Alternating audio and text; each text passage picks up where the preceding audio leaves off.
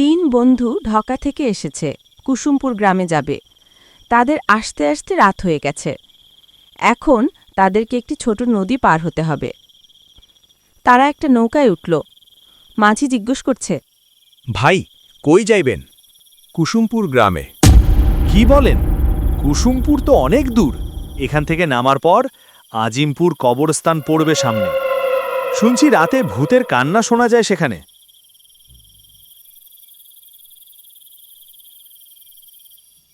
এরপর তারা নৌকা থেকে নামল। অন্ধকার পথ, শুকনো গাছ, বাতাসে হু হু শব্দ। দূরে কবরস্থান দেখা যায়। তিন বন্ধু হাঁটছে। হঠাৎ কবর থেকে ধোঁয়া উঠছে। কান্নার শব্দ শোনা যাচ্ছে। শোনো, কান্নার শব্দ। চল দেখি। এরপর তাদের সামনে একটি ভূত আসলো। ভূতটি বলল, তোরা কারা? কেন এসেছিস আমার এলাকায়? আমরা তিন বন্ধু কুসুমপুর যাব।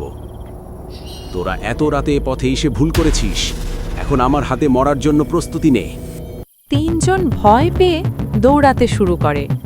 গ্রামের ছোট মসজিদ, ভেতরে আলো জ্বলছে। তিন বন্ধু দৌড়াতে দৌড়াতে একটি মসজিদের সামনে এসে পৌঁছায়। তারা একটি মসজিদের ভেতরে ঢুকে পড়ে।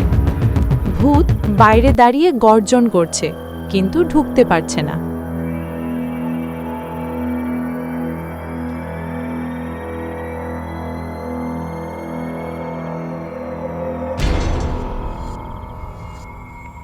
আল্লাহ, মসজিদের ভেতরে আসতে পারছে না। এখন অন্তত নিরাপদ। রাকিবের পানি পিপাসা লেগেছে। রাকিব দরজা খুলে বাইরে পানি আনতে যায়। চারপাশ অন্ধকার। হঠাৎ ভূত সামনে হাজির হয়, ঝাঁপিয়ে পড়ে। বাঁচাও, বাঁচাও, বাঁচাও, বাঁচাও।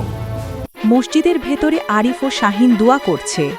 হঠাৎ ভেতর থেকে তীব্র আলো ছড়িয়ে ভূতের গায়ে পড়ে। ভূত আগুনে পুড়ে যাচ্ছে।